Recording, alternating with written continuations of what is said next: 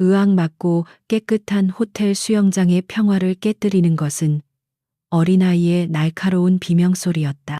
곧이어 물에 잠긴 듯한 기침 소리와 함께 거칠고 오만한 목소리가 수영장 전체에 울려 퍼졌다. 야, 꼬마야, 눈은 장식으로 달고 다니냐? 내 놈 때문에 이 몸이 마실 귀한 물이 더러워졌잖아. 그 목소리는 마치 자신의 존재감을 과시하려는 듯 불필요하게 컸고, 그 안에 담긴 경멸감은 누구에게나 명확하게 전달되었다. 몇 분 전까지만 해도 이곳은 완벽한 평화 그 자체였다. 도심 속 오아시스라 불리는 5성급 호텔의 야외 수영장은 주말 오후의 햇살을 듬뿍 받으며 반짝이고 있었다. 소독약 냄새가 옅게 퍼지는 물은 수정처럼 맑았고, 간간이 들려오는 사람들의 나지막한 웃음소리와 물장구 소리는 평화로운 배경음악 같았다. 모든 것이 여유롭고 나른한 완벽한 휴일의 풍경이었다. 그 풍경의 한가운데 선베드에 조용히 누워있는 한 여성이 있었다. 그녀의 이름은 이서연. 군복을 벗은 그녀는 그저 평범한 30대 여성으로 보였다. 화려하지 않은 검은색 원피스 수영복은 그녀의 단련된 몸매를 드러내기보다는 가리는 데 충실했고, 질끈 묶어 올린 머리와 화장기 없는 얼굴은 수수한 인상을 주었다. 그녀는 두꺼운 역사책에 코를 밟고 있었는데 그 모습은 영락없는 교사나 연구원 같았다. 이서연에게 오늘은 1년에 몇 번 없을까 말까 한 귀한 휴가였다. 칠흑 같은 어둠 속에서 은밀하게 움직이고 매 순간 생사의 기로에 서야 하는 고된 훈련과 임무에서 벗어난 유일한 시간. 그녀는 이 평범하고 조용한 순간을 그 무엇보다 소중하게 여기며 책 속의 문장 하나하나에 온전히 집중하고 있었다. 주변의 소음은 그녀의 귀에 닿지 않는 듯했다. 하지만 그 평화는 오래가지 못했다. 수영장 입구에서부터 요란한 소음이 터져나왔다. 누가 봐도 조폭임이 분명한 사내셋이 등장한 것이다. 우락부락한 체격에 온몸을 뒤덮은 문신, 저속한 농담을 큰 소리로 주고받으며 주변의 시선을 아랑곳하지 않는 태도. 그들의 등장은 고요한 호수에 던져진 커다란 돌멩이와 같았다. 가장 앞장선 남자는 황태식이었다.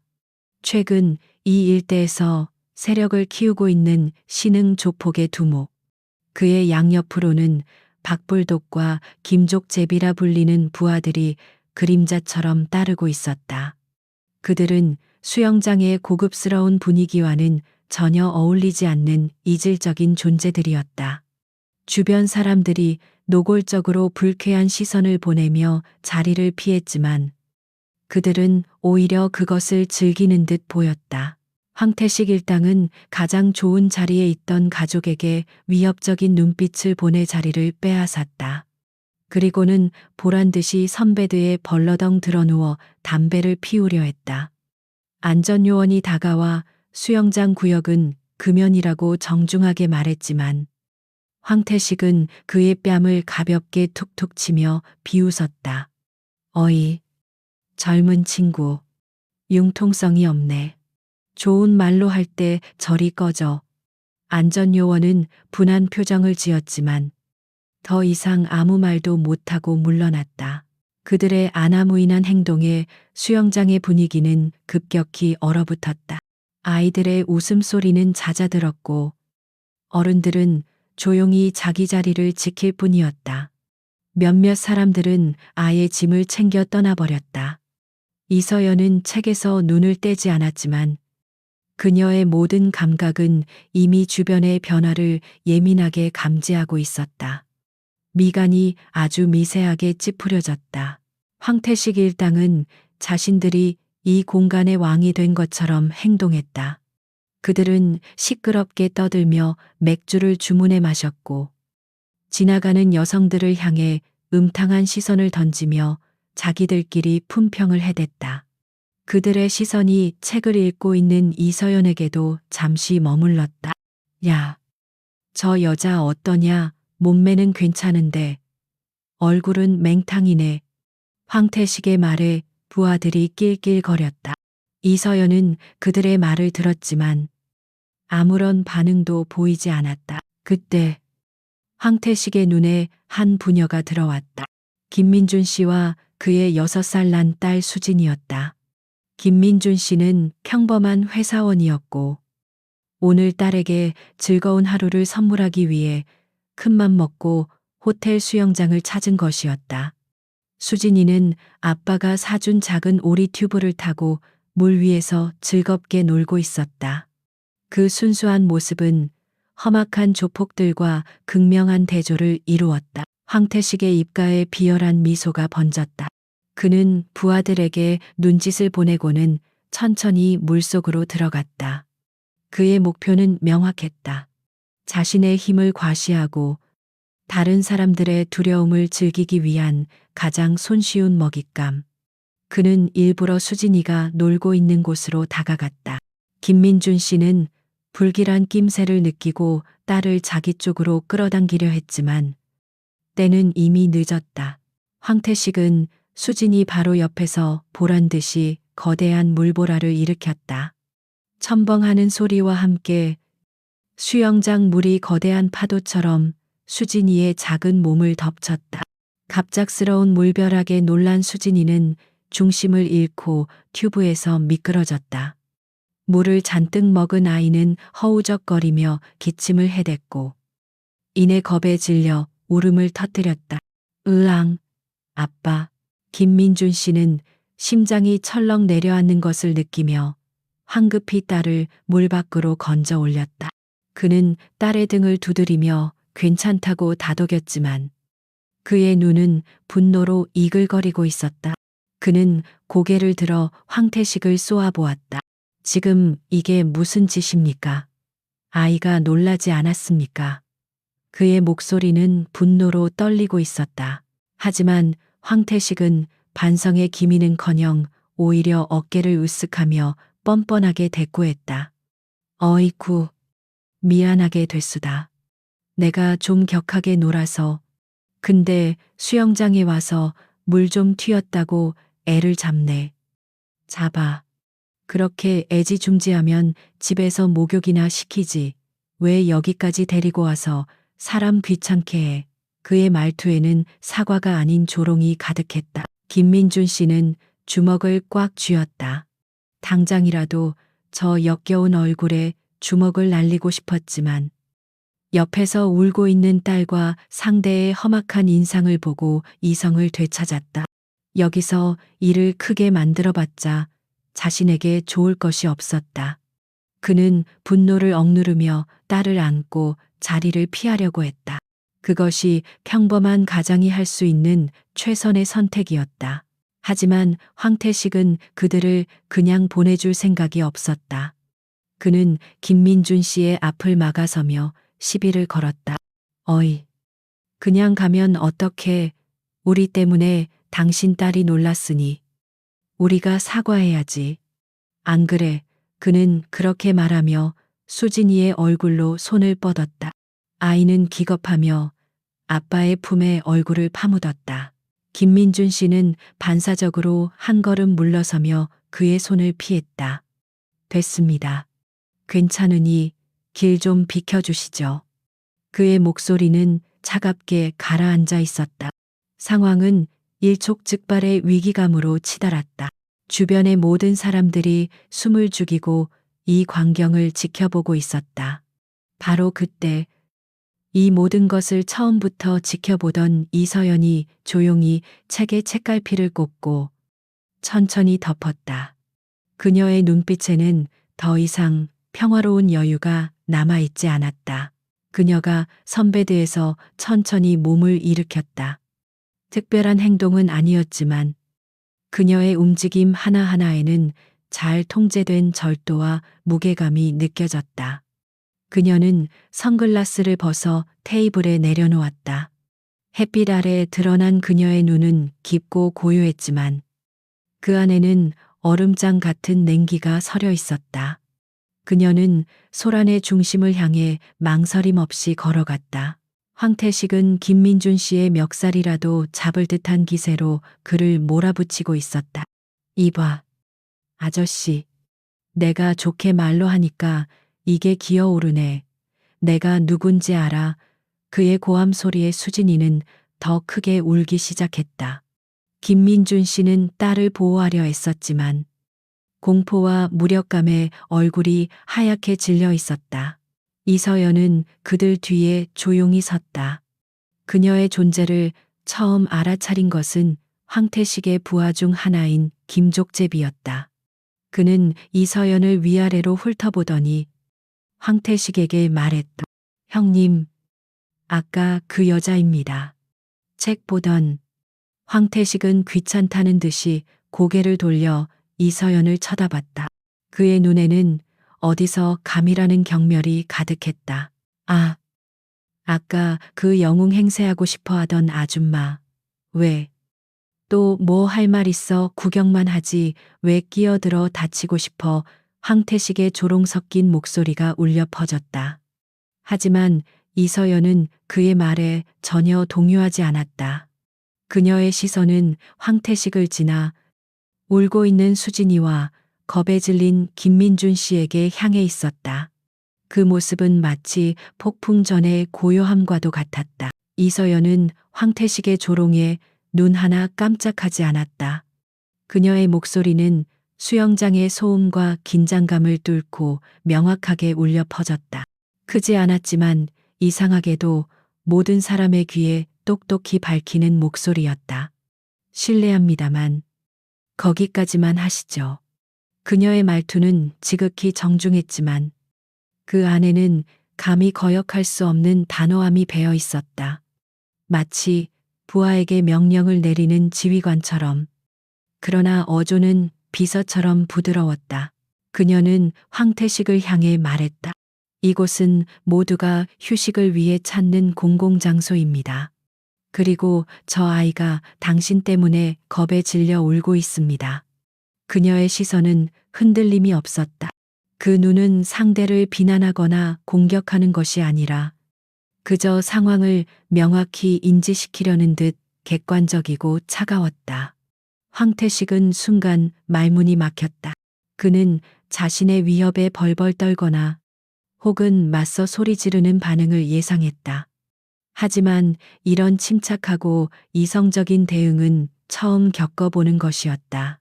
그의 부하인 박불독과 김족재비 역시 어리둥절한 표정으로 이서연을 쳐다보았다. 저 여자는 대체 누굴까? 평범한 주부처럼 보이는 외모와는 전혀 어울리지 않는 담대함. 그들이 뿜어내는 살벌한 기세에도 전혀 위축되지 않는 모습은 오히려 그들을 당황하게 만들었다.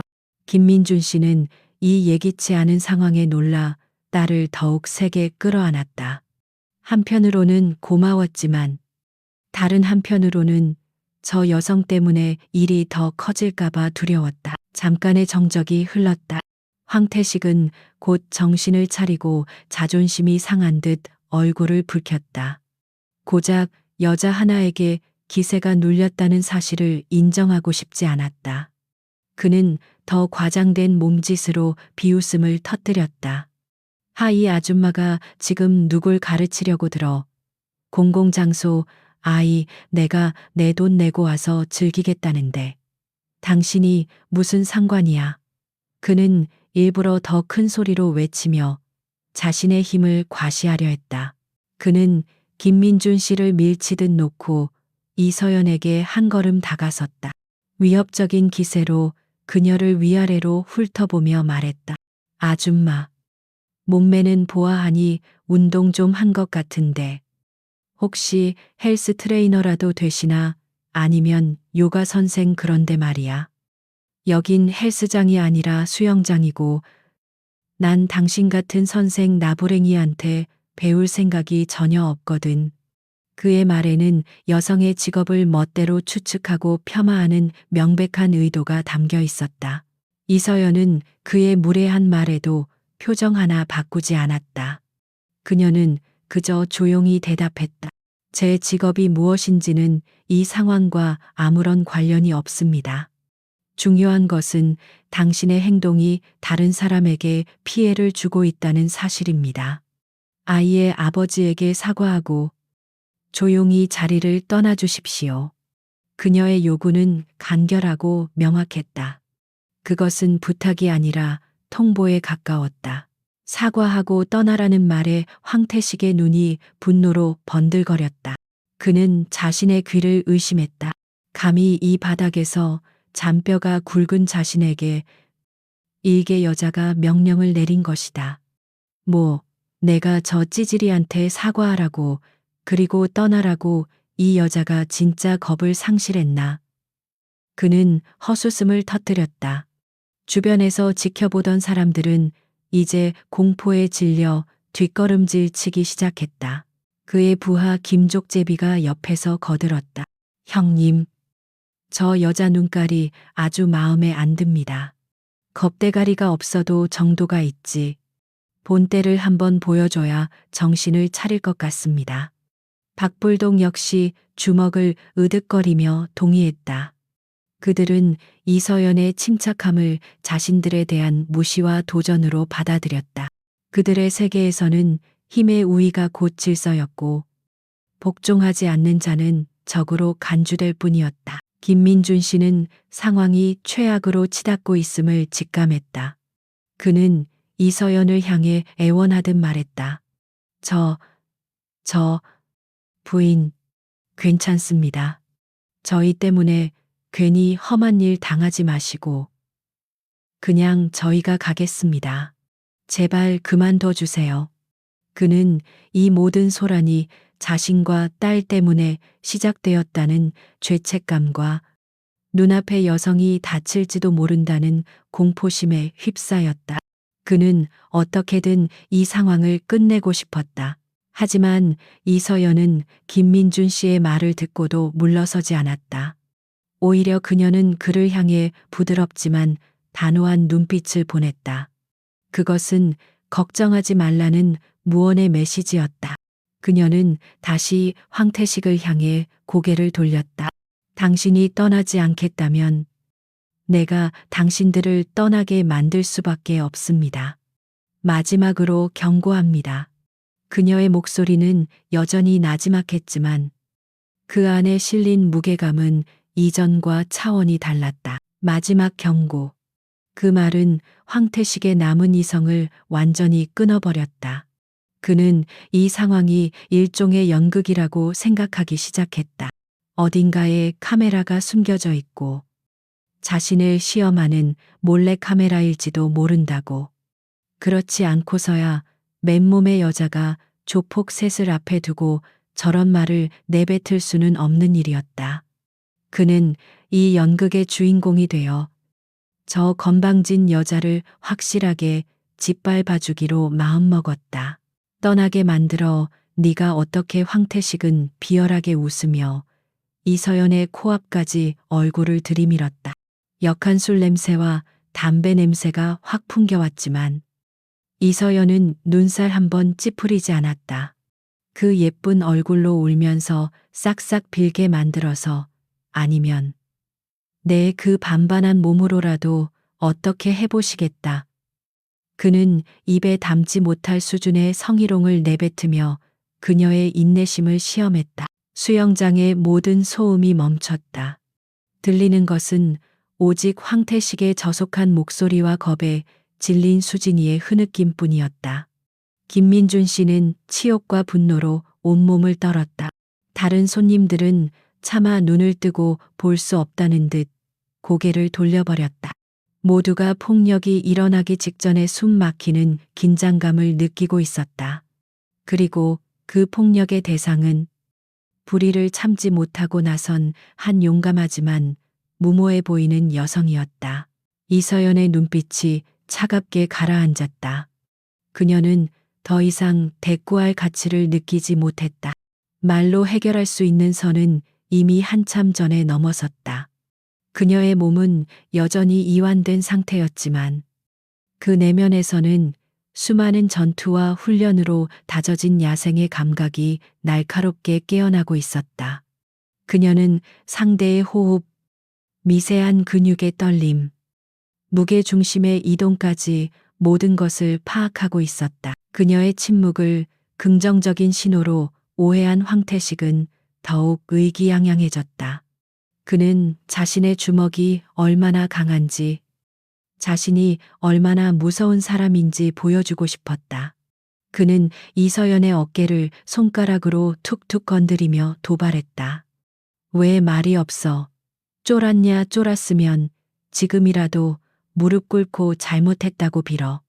그럼 오늘 특별히 용서해주고 오빠들이랑 같이 재밌게 놀아줄 수도 있으니까.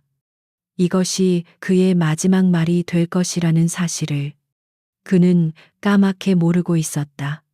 이서연의 인내심은 한계에 다다랐다. 그녀는 아이를 울리고 한 가정을 위협하고 자신을 성적으로 모욕한 이 남자를 사회적으로 제거해야 할 위협 요소로 규정했다. 그녀의 임무는 언제나 국가와 국민을 위협으로부터 보호하는 것이었다.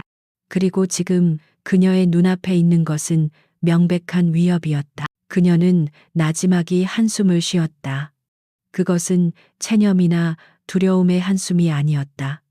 오히려 귀찮은 일을 앞두고 마지못해 기지개를 켜는 듯한 그런 종류의 한숨이었다. 그녀는 더 이상 아무 말도 하지 않았다. 이제부터는 말이 아닌 몸으로 대화할 시간이었다. 그녀의 발끝이 아주 미세하게 움직이며 가장 효율적인 공격과 방어가 가능한 자세로 자리를 잡았다. 그러나 그 변화는 전문가가 아니고서는 누구도 알아챌 수 없는 움직임이었다. 황태식은 그녀의 변화를 전혀 눈치채지 못했다. 그는 자신의 위세에 그녀가 완전히 압도당했다고 확신했다. 그는 마지막으로 그녀를 확실히 굴복시키기 위해 그녀의 뺨이라도 한 대 갈길 기세로 손을 치켜들었다. 주변에서 나지막한 비명이 터져 나왔다. 김민준 씨는 차마 그 광경을 보지 못하고 눈을 질끈 감았다. 이제 모든 것이 끝났다고 생각하는 순간이었다. 시간이 멈춘 듯했다. 황태식의 손바닥이 이서연의 뺨을 향해 날아오는 그 찰나의 순간 수영장의 모든 소음이 증발해 버렸다. 김민준 씨는 딸의 눈을 가렸고 다른 이들은 차마 보지 못할 광경에 고개를 돌렸다. 모두가 곧이어 터져 나올 날카로운 마찰음과 여자의 비명을 예상했다. 황태식의 입가에는 상대를 완전히 굴복시켰다는 잔인한 미소가 걸려 있었다. 그의 손은 무수한 사람들에게 공포를 안겨준 폭력의 상징이었다. 하지만 예상했던 소리는 들리지 않았다. 대신 기이할 정도의 정적이 흘렀다. 고개를 돌렸던 사람들이 무슨 일인가 싶어 다시 쳐다보았을 때 그들은 믿을 수 없는 광경을 목격했다. 황태식의 손은 이서연의 뺨에 닿지 못했다. 그의 손목은 허공에서 멈춰 있었다. 아니, 정확히는 이서연의 가녀려 보이는 손에 붙잡혀 있었다. 마치 거대한 바위에 부딪힌 파도처럼 그의 모든 힘과 기세가 그녀의 손바닥 안에서 무력하게 막혀버린 것이다. 그녀의 움직임은 너무나 빠르고 간결해서 거의 아무도 제대로 보지 못했다. 황태식의 손이 시야에 들어오는 순간 그녀의 팔이 마치 채찍처럼 휘어지며 그의 손목을 낚아챘다. 그것은 방어가 아니었다. 완벽한 요격이었다. 그녀의 손가락들은 조금의 오차도 없이 그의 손목 관절과 신경이 몰린 급소를 정확하게 움켜쥐고 있었다. 힘으로 막은 것이 아니라 기술로 그의 힘을 무력화시킨 것이었다. 황태식의 얼굴에서 미소가 사라졌다. 그의 눈이 당혹감으로 크게 뜨였다. 그는 손을 빼내려 했지만 마치 강철 집게에 물린 것처럼 꼼짝도 하지 않았다. 오히려 움직이려고 할수록 손목을 파고드는 고통만 더욱 날카로워졌다. 그는 믿을 수 없었다. 이 작은 여자의 소나기 힘이 어떻게 성인 남자인 자신을 압도할 수 있단 말인가. 이것은 물리적으로 불가능한 일이었다. 지금 뭐 하는 짓이야? 이거 안 나. 그는 당황스러움을 감추기 위해 더욱 거칠게 소리쳤다. 하지만 그의 목소리는 미세하게 떨리고 있었다. 처음으로 그는 상대에게서 통제 불가능한 변수를 느꼈다. 이서연은 그의 발악에도 아랑곳하지 않았다. 그녀의 눈은 여전히 차갑고 고요했다. 그녀는 오직 황태식만이 들을 수 있는 나지막한 목소리로 속삭였다. 이 손으로 몇 명이나 때리고 몇 명이나 울렸지. 그녀의 목소리는 얼음 조각 같았다. 질문이었지만 대답을 바라는 것 같지는 않았다. 그것은 죄를 묻는 심판자의 목소리였다. 다시는 이 손으로 누구도 괴롭히지 못하게 만들어줄까? 그 말과 함께 그녀의 엄지손가락이 그의 손목 안쪽 신경다발을 지그시 눌렀다. 찌릿하는 극심한 고통과 함께 황태식의 팔 전체에서 힘이 빠져나갔다. 그는 비명에 가까운 신음을 터뜨렸다. 그의 이마에 식은땀이 배어 나왔다. 상황이 역전되었다는 것을 깨달은 박불독과 김족제비가 욕설을 내뱉으며 달려들려 했다. 이 미친년이 우리 형님한테서 손 한 떼 죽고 싶어 환장했구나. 그들은 이서연의 양쪽에서 그녀를 덮치려 했다. 김민준 씨는 안 되라고 외치며 절망적으로 눈을 감았다. 하지만 이서연의 시야는 360도 모든 방향을 경계하고 있었다. 그녀는 달려드는 두 명의 움직임을 이미 예측하고 있었다. 그녀는 황태식의 손목을 잡은 채로 몸을 살짝 비틀었다. 그 움직임 하나만으로 달려들던 박불독은 목표를 잃고 제풀에 비틀거렸고 김족제비는 이서연이 아니라 황태식의 등과 부딪힐 뻔했다. 단 한 걸음의 움직임으로 두 명의 공격을 동시에 무력화시킨 것이다. 부하들의 어설픈 공격에 황태식은 더욱 비참함을 느꼈다. 그는 치밀어 오르는 분노와 굴욕감에 이성을 완전히 상실했다. 이 개 같은 년이. 그는 붙잡히지 않은 왼손으로 이서연의 머리채를 잡으려고 손을 뻗었다. 그것은 그의 마지막이자 가장 큰 실수였다. 상대가 여자라는 이유만으로 가장 모욕적인 방식으로 공격하려 한 것이다. 그 순간이 바로 이서연이 기다리던 마지막 선이었다. 그녀의 눈빛이 섬광처럼 번뜩였다. 그녀는 더 이상 상대를 제압하는 수준에서 멈출 생각이 없었다. 그녀의 몸이 물 흐르듯 움직였다. 그녀는 황태식의 손목을 놓는 동시에 그의 뻗어오는 왼팔을 안쪽으로 흘려보냈다. 그리고는 그의 몸 안쪽으로 파고들며 그의 팔꿈치 관절을 자신의 어깨로 받아쳤다. 뚜둑하는 불길한 소리가 울려 퍼졌다. 관절이 역방향으로 꺾이는 끔찍한 소리였다.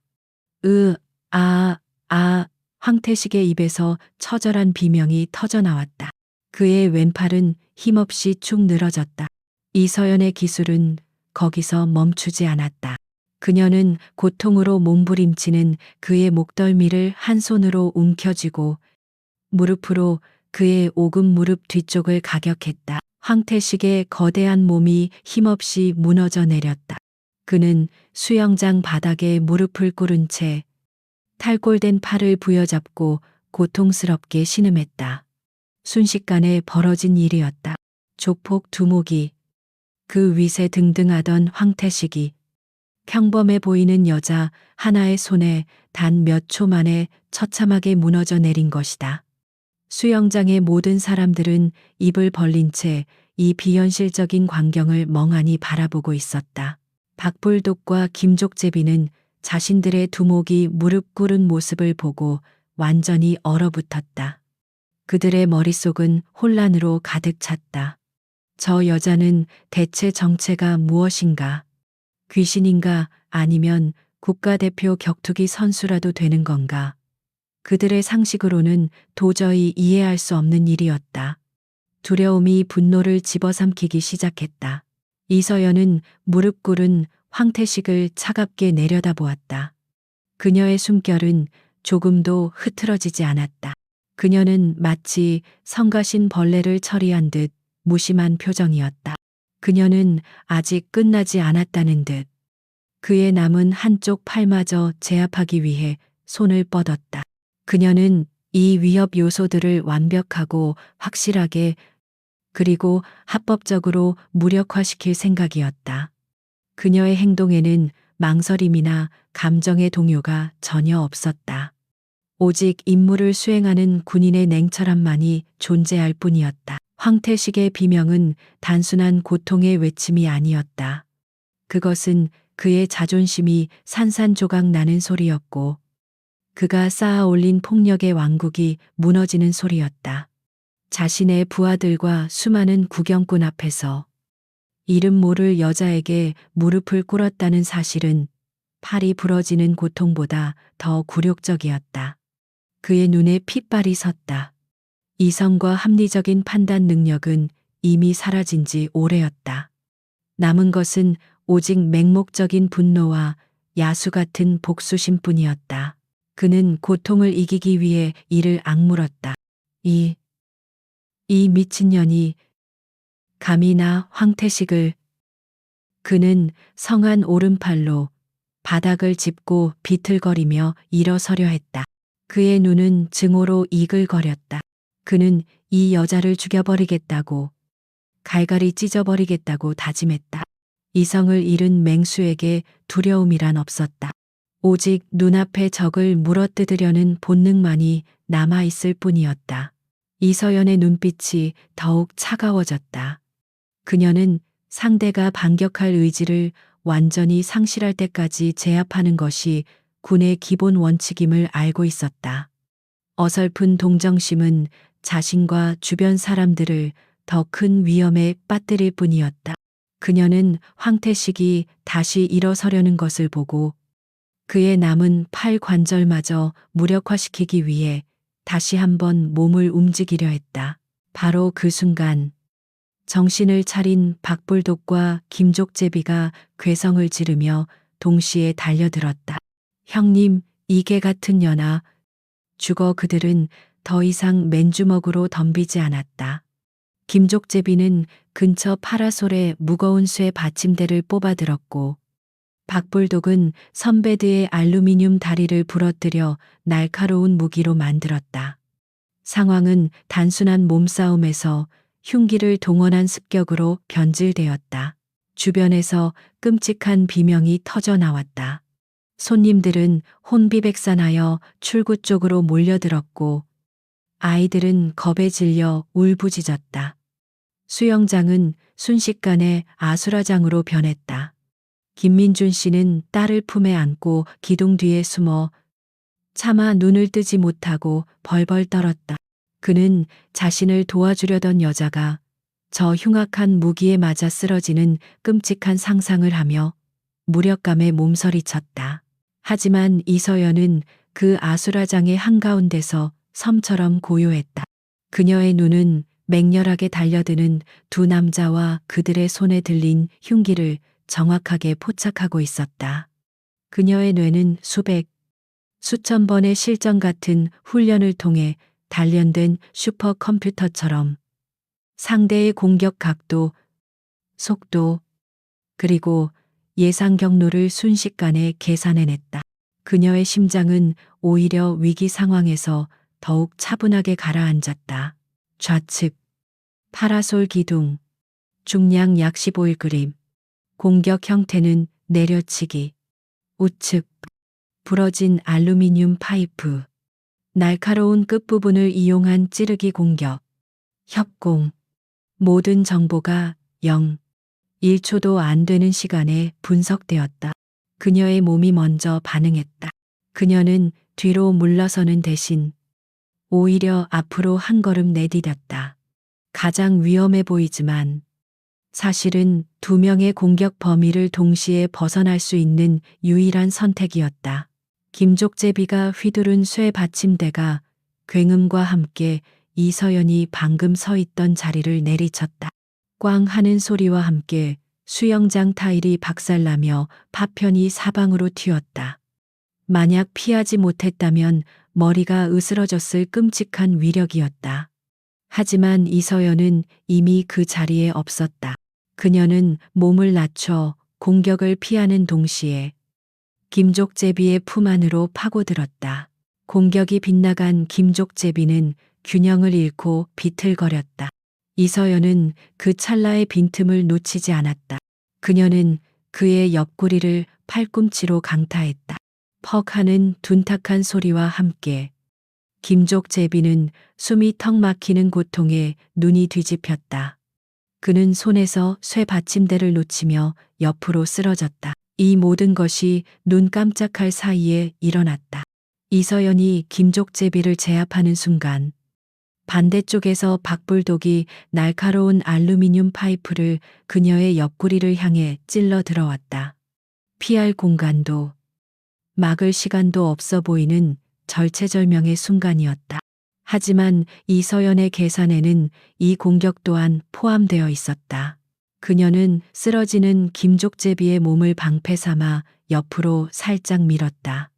푸식 박불독이 찌른 날카로운 흉기는 이서연이 아닌 동료인 김족제비의 어깨에 밝혀버렸다. 크악, 김족제비의 입에서 고통스러운 비명이 터져나왔다. 박불독은 자신이 동료를 찔렀다는 사실에 경악하여 순간적으로 얼어붙었다. 이서연은 그 찰나의 망설임마저 놓치지 않았다. 그녀는 바닥에 떨어진 파라솔 쇠 받침대를 발로 가볍게 걷어찼다.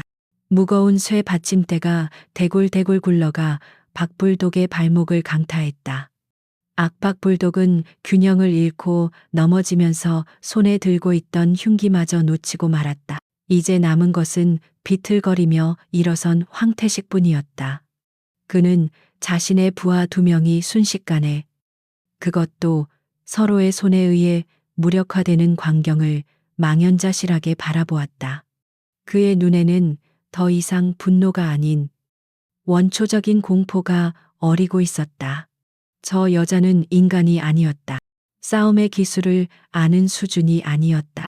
그녀는 마치 모든 상황을 미리 알고 있는 것처럼 움직였다. 모든 것이 그녀의 손바닥 위에서 놀아나고 있었다. 너 대체 정체가 뭐야? 황태식의 목소리는 공포에 질려 갈라져 나왔다. 그는 부러진 팔의 고통도 잊은 채 뒷걸음질 쳤다. 이서연은 대답하지 않았다. 그녀는 천천히 그에게 다가갔다. 그녀의 발걸음 소리는 조용했지만 황태식에게는 마치 저승사자의 발소리처럼 들렸다. 그녀의 얼굴은 무표정했지만 그 어떤 분노한 표정보다 더 무서웠다. 그녀는 황태식의 눈앞에 섰다. 그리고는 그의 멱살을 잡거나 때리는 대신 전혀 예상치 못한 행동을 했다. 그녀는 그의 가슴팍에 달려있던 조잡한 금 목걸이를 가볍게 움켜쥐었다. 그리고는 힘을 주어 툭 하고 끊어버렸다. 목걸이가 바닥에 떨어지며 쨍그랑하는 소리를 냈다. 그것은 그의 마지막 남은 자존심이 부서지는 소리였다. 이서연은 그의 눈을 똑바로 보며 마침내 입을 열었다. 그녀의 목소리는 여전히 차분했지만 그 안에는 강철 같은 의지가 담겨 있었다. 내 놈 같은 쓰레기들이 설쳐대는 세상은 내가 목숨 걸고 지키는 세상이 아니야. 그녀의 선언은 황태식의 영혼에 깊은 낙인처럼 새겨졌다. 그는 그 눈빛 앞에서 자신이 얼마나 하찮고 초라한 존재인지 깨달았다. 공포가 그의 온몸을 지배했다. 내 놈 같은 쓰레기들이 설쳐대는 세상은 내가 목숨 걸고 지키는 세상이 아니야. 이서연의 목소리는 비수처럼 나라와 황태식의 심장에 밝혔다. 목숨을 걸고 지킨다. 그 단어의 무게에 황태식은 숨을 쉴 수 없었다. 그는 지금껏 수많은 사람들을 협박하고 짓밟아왔지만 그 누구도 이런 식으로 말하지 않았다. 그녀의 눈은 거짓을 말하고 있지 않았다. 그것은 흔들림 없는 신념을 가진 자의 눈빛이었다. 황태식은 본능적으로 깨달았다. 자신이 건드려서는 안 돼. 전혀 다른 차원의 존재를 건드렸다는 것을. 이서연은 더 이상 그에게 관심을 두지 않았다. 그녀는 바닥에 쓰러져 신음하는 조폭들을 마치 길가의 돌멩이처럼 무시하고 자신의 선배들을 향해 돌아섰다. 아수라장이 된 수영장 한가운데서 그녀의 발걸음은 놀라울 정도로 침착하고 안정적이었다. 사람들이 홍해처럼 갈라지며 그녀에게 길을 터주었다. 그들의 눈에는 더 이상 호기심이나 구경거리라는 시선이 아니었다. 경외와 알 수 없는 두려움이 뒤섞인 눈빛이었다. 김민준 씨는 기둥 뒤에서 이 모든 것을 지켜보고 있었다. 그는 저 여성이 단순한 무술 고수가 아니라는 것을 어렴풋이 느끼고 있었다. 그녀의 모든 움직임, 모든 판단에는 감정이 배제된 듯한 극도의 효율성과 냉철함이 깃들어 있었다. 그것은 오랜 시간 동안 생사를 넘나드는 훈련을 받은 사람에게서만 나타나는 특유의 분위기였다. 마치 잘 벼려진 칼날 같은 위험함과 고요함이 공존하고 있었다. 이서연은 자신의 자리로 돌아와 아무 일도 없었다는 듯이 수건으로 손을 닦았다. 그리고는 자신의 가방을 열었다. 사람들은 그녀가 무엇을 꺼낼지 숨을 죽이고 지켜보았다. 혹시 신분증이라도 꺼내서 자신의 정체를 밝히려는 것일까? 아니면 또 다른 무기하지만 그녀가 꺼낸 것은 지극히 평범한 스마트폰이었다.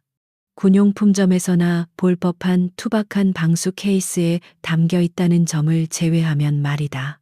그녀는 젖은 손으로 화면을 몇 번 터치하더니 저장된 번호가 아닌 직접 번호를 눌러 전화를 걸었다. 그녀가 전화를 귀에 대는 순간 미묘한 변화가 일어났다. 휴가를 즐기던 민간인의 편안한 자세는 온데간데 없이 사라졌다. 대신 그녀는 등을 꼿꼿이 세우고 주변을 경계하는 듯한 자세를 취했다. 보고를 앞둔 군인의 모습이었다. 전화 연결음이 얼마 울리지 않아 상대방이 전화를 받았다. 이서연은 낮은 목소리로 그러나 한 글자 한 글자 명확하게 말했다. 첫 마디부터 주변 사람들의 귀를 의심하게 만들었다.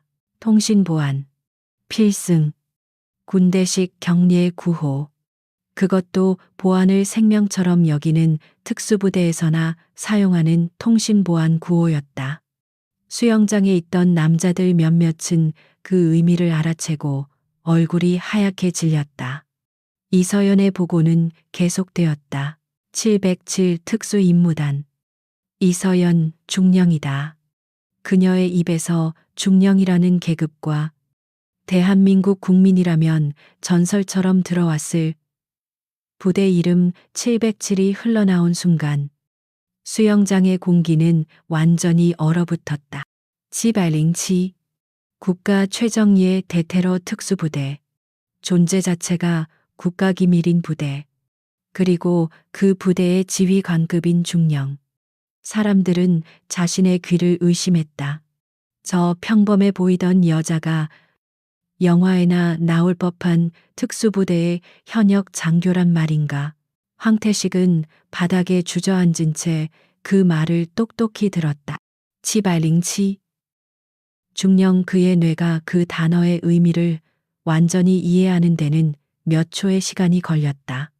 그리고 그 의미를 깨닫는 순간 그의 얼굴에서 핏기가 완전히 사라졌다. 온몸의 피가 차갑게 식는 것 같았다.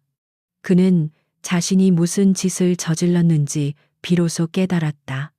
그냥 좀 싸움을 잘하는 여자를 건드린 것이 아니었다. 그는 현역 군인을, 그것도 대한민국 최강 부대의 지휘관을, 그것도 민간인을 보호하려는 상황에서 폭행하고 흉기로 위협했다. 이것은 단순한 폭행 사건이 아니었다.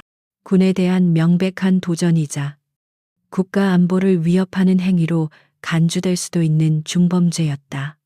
인생 끝났다. 그의 머릿속에서 그 생각만이 메아리 쳤다. 모든 희망과 오만이 연기처럼 사라지고 그 자리에는 끝을 알 수 없는 절망과 공포만이 남았다. 이서연의 보고는 기계처럼 정확하게 이어졌다. 현재 위치: 강남 그랜드 서울 호텔 야외 수영장.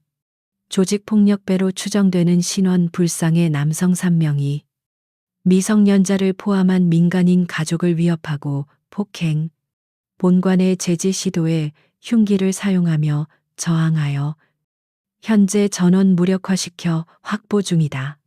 즉시 관할 군사경찰과 경찰 강력팀 출동을 요청한다. 상황 종료. 그녀는 필요한 모든 정보를 한치의 오차도 없이 전달하고는 전화를 끊었다. 확보 중. 그녀는 조폭들을 제압했다가 아니라 확보했다고 표현했다. 그것은 군인이 적이나 위협 요소를 통제하에 두었을 때 사용하는 공식적인 용어였다.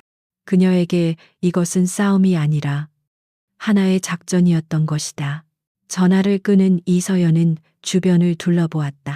겁에 질린 사람들, 경외감에 찬 눈빛들, 그리고 절망의 늪에 빠진 조폭들. 그녀는 그 모든 것을 무심하게 한번 훑어본 후 기둥 뒤에 숨어 있는 김민준 씨와 눈을 마주쳤다. 그녀는 그를 향해 가볍게 고개를 끄덕였다. 이제 괜찮습니다라는 의미가 담긴 짧지만 분명한 신호였다. 김민준 씨는 그제야 긴장이 풀리며 다리가 후들거리는 것을 느꼈다. 그는 딸을 더욱 꽉 껴안았다. 고맙다는 말을 하고 싶었지만 너무나 엄청난 존재 앞에서 목소리가 나오지 않았다. 그는 그저 고개를 숙이는 것으로 자신의 모든 감사와 존경을 표현했다. 바로 그때였다. 멀리서부터 여러 대의 사이렌 소리가 들려오기 시작했다. 처음에는 희미했지만 점점 더 빠르고 가깝게, 그리고 위압적으로 다가오고 있었다. 그것은 일반적인 경찰 순찰차의 사이렌 소리가 아니었다. 군사경찰의 기동대와 경찰의 정예 형사팀이 동시에 출동할 때 울리는 중첩되고 날카로운 비상 사이렌이었다. 정의가 도착하고 있었다. 사이렌 소리는 단순한 경고음이 아니었다. 그것은 국가 권력이 움직이는 소리였고 무법자들의 시대가 끝났음을 알리는 장엄한 서곡이었다. 불과 몇 분 만에 호텔 입구는 경찰차와 검은색 군용 차량들로 완전히 봉쇄되었다. 차문이 열리고 잘 훈련된 움직임으로 무장한 군사경찰, MP 병력과 날카로운 눈빛의 강력계 형사들이 쏟아져 나왔다. 그들의 등장은 수영장의 혼란을 순식간에 정리하는 절대적인 힘을 가지고 있었다. 호텔 보안팀은 이 압도적인 광경 앞에서 자신들이 할 수 있는 일이 아무것도 없다는 것을 깨달았다. 그들은 길을 열고 당혹스러운 표정으로 지켜볼 뿐이었다. 군사경찰들은 한치의 오차도 없는 움직임으로 수영장 주변에 폴리스 라인을 설치하고 민간인들의 접근을 통제했다. 형사들은 목격자들을 확보하며 현장 상황을 빠르게 파악하기 시작했다. 모든 것이 일사불란하게 마치 잘 짜인 각본처럼 움직였다. 군사경찰 부대를 지휘하는 소령과 경찰 강력팀장이 이서연에게로 곧장 다가왔다. 그들은 바닥에 널브러진 조폭들이나 아수라장이 된 현장에는 눈길도 주지 않았다. 그들의 목표는 오직 보고를 한 지휘관 이서연 중령뿐이었다. 그들은 이서연의 앞에 멈춰 서더니 조금의 망설임도 없이 거수 경례를 붙였다. 필승 중령님, 보고받고 출동했습니다. 그 광경은 남아있던 모든 사람들에게 그녀의 정체를 다시 한번 확실하게 각인시켰다. 군의 소령과 경찰의 경정이 수영복 차림의 여성에게 깍듯하게 경례를 하고 있었다. 그것은 계급과 직책이 부여하는 권위의 명백한 증표였다. 그녀가 한낱 싸움꾼이 아니라 이들을 직접 지휘하고 명령을 내릴 수 있는 위치에 있는 사람이라는 것을 보여주는 장면이었다. 이서연은 가볍게 목례로 답하며 경례를 받았다. 그녀의 목소리는 다시 냉철한 지휘관의 것으로 돌아와 있었다. 수고 많다. 현 시간부로 현장 지휘권을 관할 군경 합동수사팀에 인계한다. 그녀는 손가락으로 바닥에 쓰러진 황태식 일당을 가리켰다. 저기 있는 3명이 피의자들이다. 특수폭행, 흉기 사용, 군인에 대한 협박 및 폭행 미수 혐의가 있다. 그녀는 간결하게 상황을 요약했다.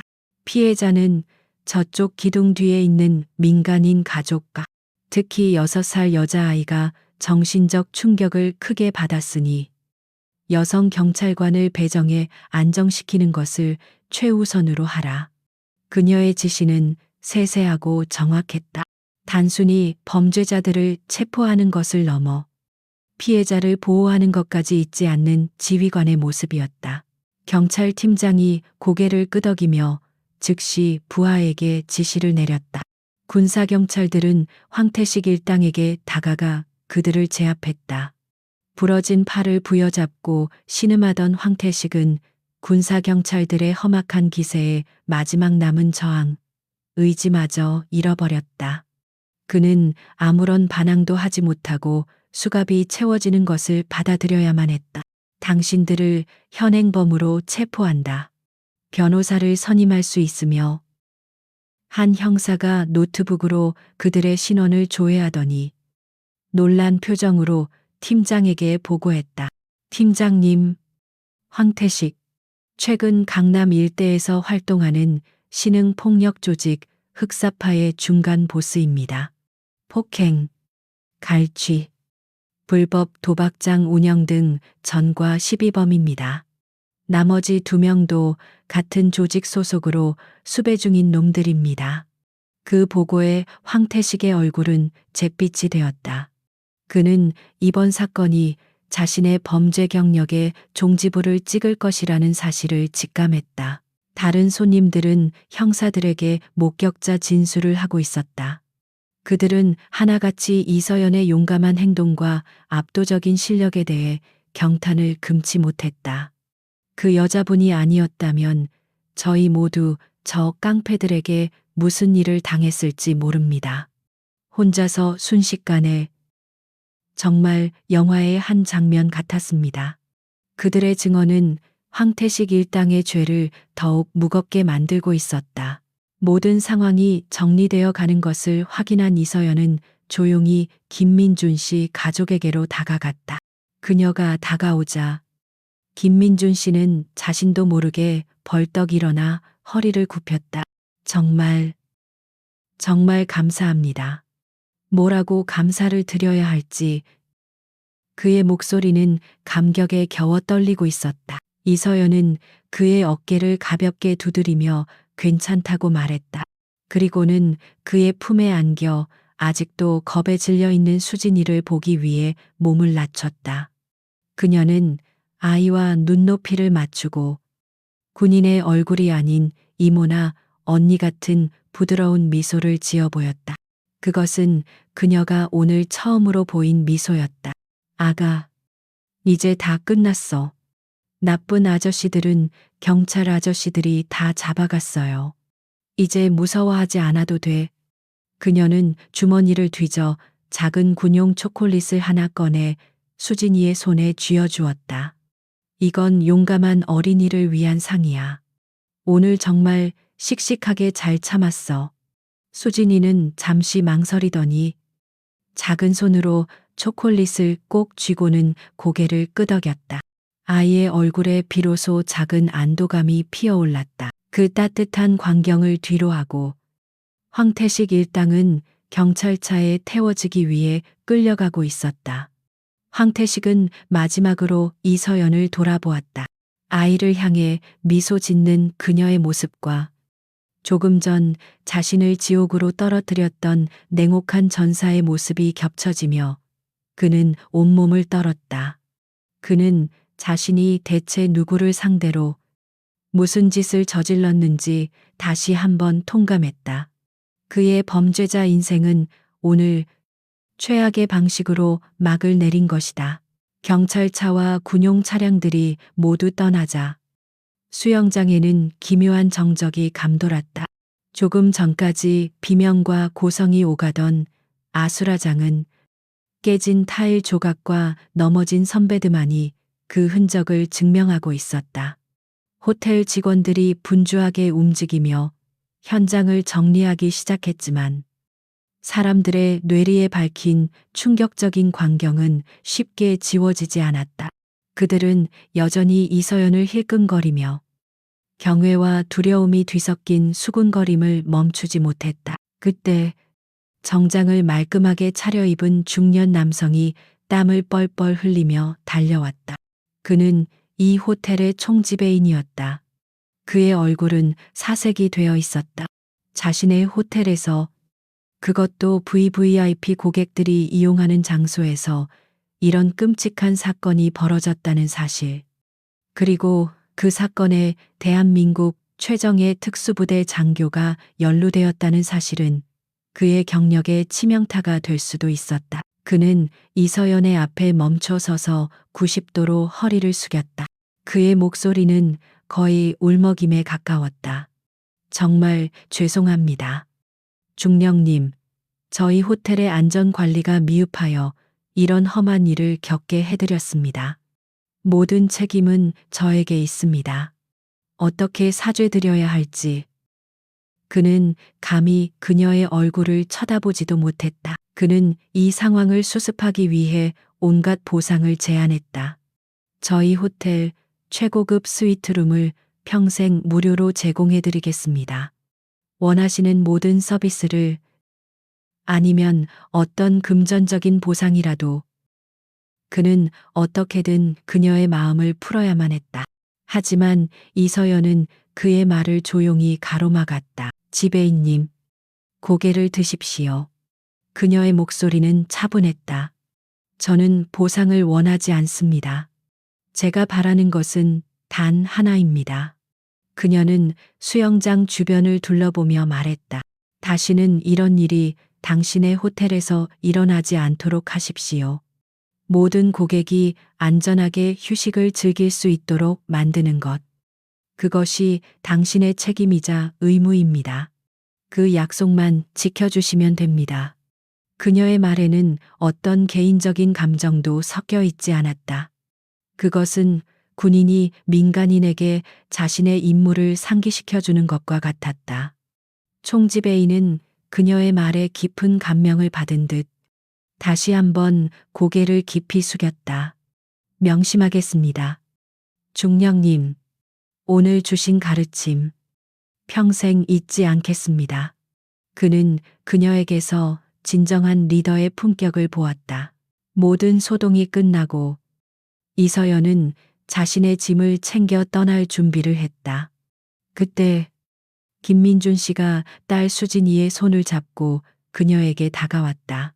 그는 더 이상 두려워하거나 위축되지 않았다. 그의 얼굴에는 한 인간으로서의 깊은 존경심과 감사가 가득했다. 중령님, 다시 한번 감사드립니다. 제 딸과 제 목숨을 구해 주셨습니다. 이 은혜를 어떻게 갚아야 할지. 이서연은 그의 말을 막으며 부드럽게 미소 지었다. 은혜라고 생각하지 마십시오. 군인으로서 당연히 해야 할 일을 했을 뿐입니다. 그녀는 몸을 숙여 수진이와 다시 눈을 맞췄다. 수진이, 이제 아빠 말씀 잘 듣고 씩씩하고 건강하게 자라야 해요. 알았죠? 수진이는 아까보다 훨씬 밝아진 얼굴로 고개를 크게 끄덕였다. 아이의 눈에는 이서연이 마치 동화 속 공주님을 지켜주는 멋진 여기사처럼 보였다. 김민준 씨는 주머니에서 명함을 꺼내려다 멈칫했다.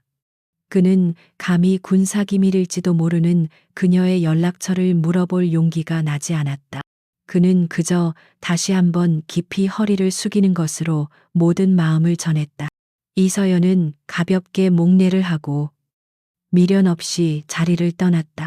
그녀의 뒷모습은 영웅의 퇴장처럼 당당하고 조용했다. 한편 같은 시각 관할 경찰서 강력팀 조사실.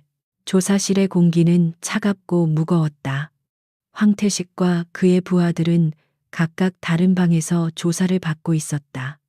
조금 전까지 세상을 다 가진 것처럼 거들먹거리던 그들의 모습은 온데간데 없었다. 그들은 흠뻑 젖은 생쥐처럼 초라한 몰골로 쇠사슬에 묶인 죄수처럼 의자에 앉아 있었다. 황태식의 앞에는 베테랑 강력 팀장이 앉아 있었다. 팀장은 서류를 뒤적이더니 헛웃음을 터뜨리며 입을 열었다. 황태식, 나이 40의 전과 12범, 징역만 합쳐도 15년이네. 근데 이번엔 좀 스케일이 다르다. 응, 그는 황태식을 조롱하듯 쳐다봤다. 여태까진 동네 양아치들 겁주고 돈 뜯는 수준이었는데 이번엔 감히 누굴 건드렸는지 알고는 있는 거야. 황태식은 고개를 푹 숙인 채 아무 말도 하지 못했다. 팀장은 책상을 손가락으로 툭툭 치며 말했다. 내가 오늘 수영장에서 흉기 들고 위협한 사람이 누군지 알아. 대한민국 육군 중령이야. 그것도 그냥 중령이 아니라 707 특수임무단 소속이라고.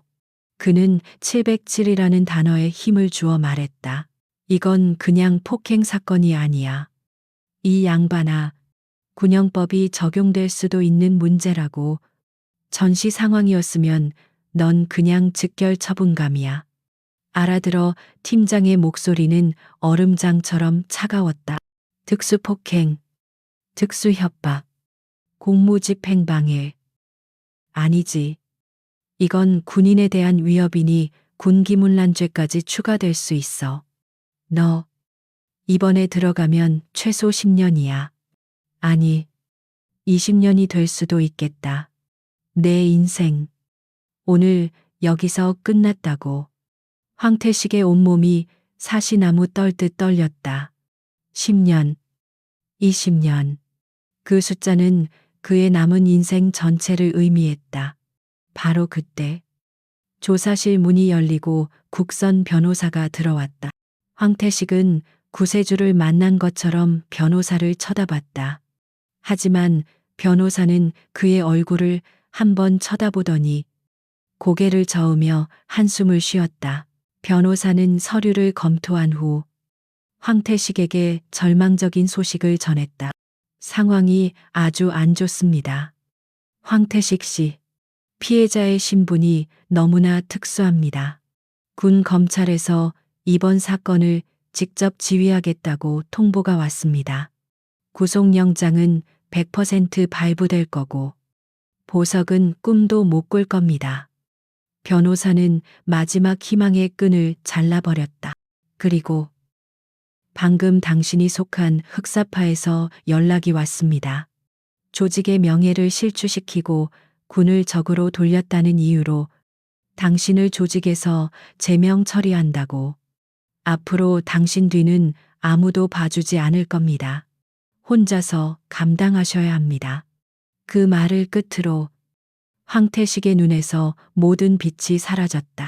그의 끔찍한 최후가 이제 막 시작되고 있었다. 몇 주라는 시간이 흘렀다.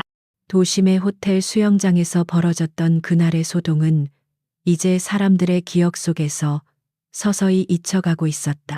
하지만 그 사건이 만들어낸 파장은 보이지 않는 곳에서 거대한 물결이 되어 관련자들의 삶을 송두리째 바꿔놓고 있었다. 그 중심에 있던 이서연은 언제나처럼 자신의 자리로 돌아와 묵묵히 임무를 수행하고 있었다. 그녀의 진짜 일상은 수영장의 여유로움과는 거리가 멀었다. 칠흑 같은 어둠을 뚫고 가상의 적진에 침투하는 고강도 훈련. 실탄이 오가는 대테러 훈련, 그리고 국가 안보와 관련된 중요한 작전을 계획하는 회의, 그곳에는 단 한순간의 방심도, 한치의 오차도 용납되지 않았다. 그녀는 대한민국 최정예 부대를 이끄는 지휘관으로서 부하들의 생명과 국가의 안전을 어깨에 짊어지고 있었다. 그날도 이서연은 작전 브리핑을 마친 참이었다. 잠시 숨을 돌리기 위해 찾은 부대 내 휴게실 한쪽 벽에 걸린 TV에서 익숙한 이름이 흘러나왔다. 신흥 폭력 조직 흑사파, 전원 검거 및 조직 와해. 앵커는 상기된 목소리로 뉴스를 전하고 있었다. 지난달 강남의 한 호텔 수영장에서 발생한 현역 특수부대 장교 폭행 사건을 기억하십니까? 경찰과 군 검찰의 합동 수사 결과 당시 난동을 부렸던 조직원 황태식 일당의 배후에 있던 폭력 조직 흑사파의 전모가 드러났습니다. 합동수사본부는 이들의 근거지를 급습하여 조직원 50여 명을 전원 검거했으며 불법 도박장과 대포통장 등 수백억 원대 범죄 수익을 환수했다고 밝혔습니다. 화면에는 모자이크 처리된 채 고개를 숙이고 경찰서로 끌려 들어가는 황태식의 모습이 비쳤다. 그는 완전히 다른 사람이 되어 있었다.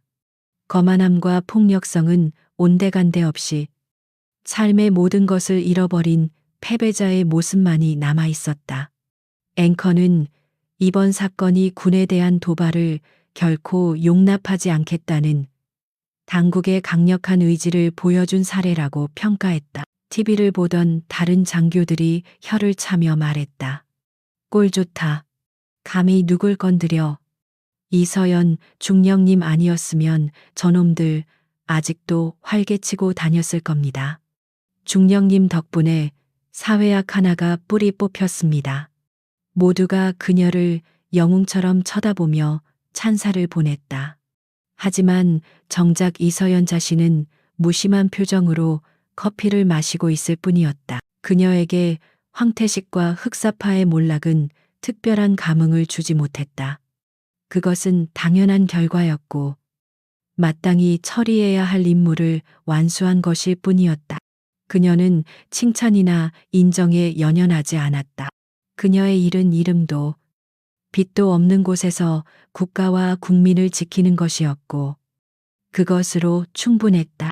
그녀는 조용히 자리에서 일어나 자신의 사무실로 향했다. 사무실 책상 위에는 낯선 편지 봉투 하나가 놓여 있었다. 부대 주소로 온 개인적인 편지는 드문 일이었다. 발신일란에는 김민준이라는 이름이 적혀 있었다. 이서연은 잠시 그 이름을 떠올려보다 수영장에서 만났던 그 아버지라는 것을 기억해냈다. 그는 군의 공식적인 민원 절차를 통해 수소문하여 그녀에게 편지를 보낸 것이 분명했다. 그녀는 조심스럽게 봉투를 열었다. 안에는 정성스럽게 눌러쓴 손편지가 들어 있었다. 이서연 중령님께 어떻게 감사의 말씀을 시작해야 할지 모르겠습니다. 그날 중령님이 아니었다면 저와 제 딸의 인생은 끔찍한 악몽 속에 갇혔을 겁니다. 목숨을 구해주신 은혜, 평생 잊지 않겠습니다. 하지만 제가 오늘 이 편지를 쓰는 이유는 단순히 감사 인사를 전하기 위함만은 아닙니다. 편지는 김민준 씨가 그날 이후 겪은 변화에 대해 이야기하고 있었다. 그는 그 사건을 통해 무력하게 숨기만 했던 자신의 모습을 반성하게 되었고 불의에 맞설 수 있는 용기를 배워야겠다고 다짐했다고 했다. 하지만 그보다 더 놀라운 변화는 딸 수진이에게 일어났다. 수진이는 그날 이후로 더 이상 악몽을 꾸지 않습니다. 오히려 매일 밤 그림을 그립니다.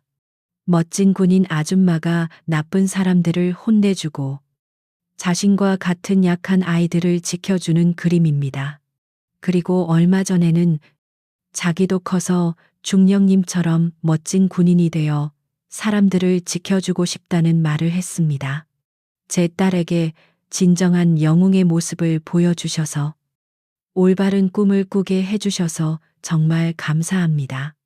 편지의 마지막에는 수진이가 직접 그린 듯한 그림이 함께 들어 있었다.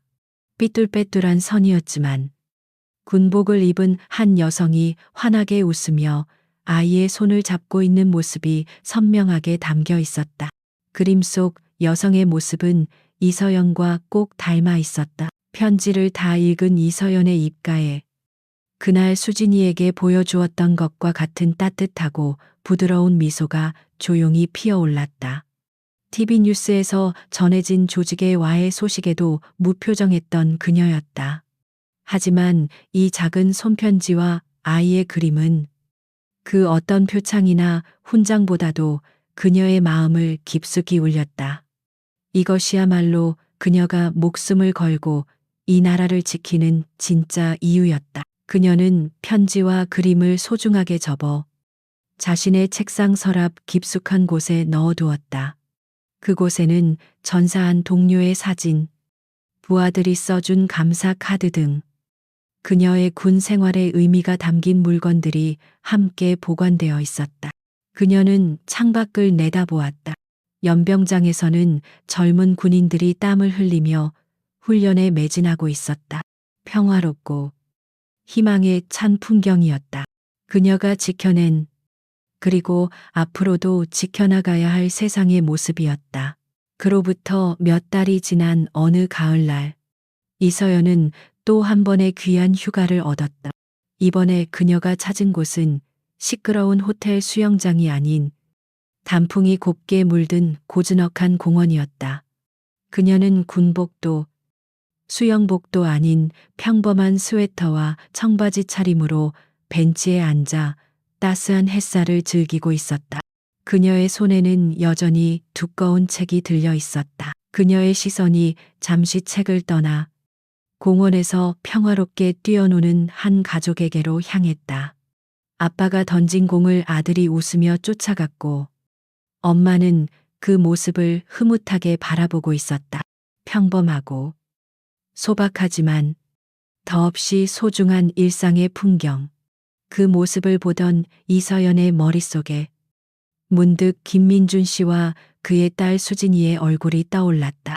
지금쯤 그들도 저렇게 행복한 주말을 보내고 있으리라. 그녀는 책상, 서랍 속에 넣어둔 이제는 조금 닳아버린 편지와 아이의 그림을 생각했다. 자신이 지켜낸 것은 단순히 한 가족의 안전만이 아니었다. 그것은 한 아이의 꿈이었고 한 가정의 평화였으며 이 사회가 유지되어야 할 당연한 상식과 정의였다. 그녀는 자신이 하는 일의 의미를 다시 한번 되새겼다. 그리고 그 무게를 기꺼이 감당하기로 다시 한번 조용히 맹세했다. 그녀는 다시 책으로 눈을 돌렸다. 아무도 그녀가 누구인지, 그녀가 어떤 일을 겪었는지 알지 못했다. 그녀는 그저 책을 읽는 평범한 여성으로 평화로운 가을의 풍경 속에 조용히 스며들어 있었다. 그녀의 이야기는 이렇게 마무리된다. 하지만 그녀가 남긴 교훈은 우리의 삶 속에서 계속해서 살아 숨 쉴 것이다. 오늘 이야기는 어떠셨습니까? 시청자 여러분, 우리는 종종 눈에 보이는 것으로 모든 것을 판단하곤 합니다.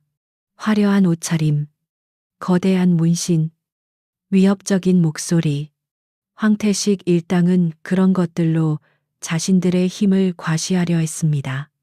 그리고 그들은 평범한 수영복 차림의 한 여성을 보았을 때 너무나도 쉽게 얕보고 무시했습니다. 그것이 그들의 인생을 나락으로 떨어뜨린 가장 큰 실수였습니다. 이 이야기는 우리에게 진정한 힘이 무엇인지 묻고 있습니다. 진정한 힘은 과시하고 군림하는 것이 아니라 자신을 통제하고 지키는 것에서 나옵니다. 이서연 중령은 자신의 압도적인 능력을 결코 먼저 드러내지 않았습니다. 그녀는 대화로 문제를 해결하려 했고 마지막 순간까지 인내했습니다. 하지만 지켜야 할 선이 무너졌을 때 그녀의 힘은 가장 효율적이고 단호한 방식으로 사용되었습니다. 그것은 폭력이 아닌 정의를 위한 수단이었습니다. 우리의 주변에도 이서연 중령과 같은 숨은 영웅들이 있을 겁니다.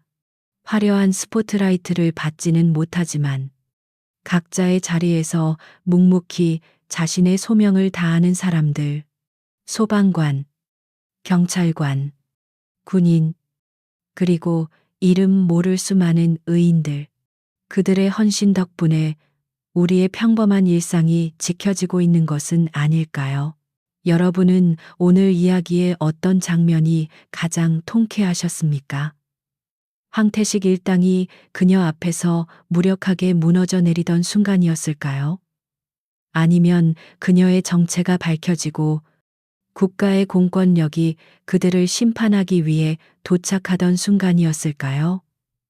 혹은 모든 것이 끝난 후 한 아이가 그녀를 보며 새로운 꿈을 키우게 되었다는 마지막 편지 내용이었을까요? 여러분의 소중한 생각이 궁금합니다. 댓글을 통해 여러분의 의견을 자유롭게 나눠주세요. 이 이야기에 대한 여러분의 다양한 해석과 감상은 우리 채널을 더욱 풍성하게 만들어줄 겁니다. 여러분의 한마디 한마디가 저희에게는 큰 힘이 됩니다. 오늘 이야기가 여러분의 마음에 깊은 울림과 시원한 감동을 주었다면 잊지 마시고 좋아요 버튼을 눌러주십시오. 그리고 앞으로도 저희와 함께 더 많은 사이다 같은 실화 이야기를 만나고 싶으시다면 구독 버튼을 눌러 저희의 여정에 동참해 주시길 바랍니다. 겉모습은 때때로 진실을 가리는 가장 교묘한 장막이 되기도 합니다. 우리는 그 장막 너머에 숨겨진 가치와 사람의 본질을 보기 위해 노력해야 합니다. 만약 황태식 일당이 거만함과 편견에 눈이 멀지 않았더라면 그들은 평범한 여성의 모습을 한 국가 최정예 요원의 분노를 마주하는 끔찍한 최후를 피할 수 있었을지도 모릅니다. 우리가 발딛고 사는 이 세상은 우리가 모르는 수많은 이서연 중령들의 헌신 위에 서 있습니다. 그들은 자신의 이름을 드러내지 않고 어떠한 보상도 바라지 않으며 오직 신념과 의무감으로 움직입니다. 그들이 있기에 오늘 저와 여러분이 이처럼 평화로운 일상을 누릴 수 있는 것이겠지요. 저희 채널은 앞으로도 사회 곳곳에 숨어 있는 이와 같은 영웅들의 이야기를 발굴하여 여러분께 전해드리고자 합니다. 불의가 정의 앞에 무릎 꿇는 통쾌한 순간, 그리고 약자를 보호하는 진정한 용기가 빛나는 감동적인 순간들을 함께 나누고 싶습니다. 여러분의 좋아요 하나, 구독 클릭 한 번은 저희가 또 다른 숨은 영웅을 찾아 나서는 여정의 큰 등불이 되어줄 것입니다. 부디 그 여정에 함께 해주시길 바랍니다. 지금까지 수영장에서 707 여군 중령을 희롱한 조폭들, 그들이 맞이한 끔찍한 최후편을 시청해 주셔서 진심으로 감사합니다. 다음 주 더욱 통쾌하고 가슴 뭉클한 이야기로 다시 찾아뵙겠습니다.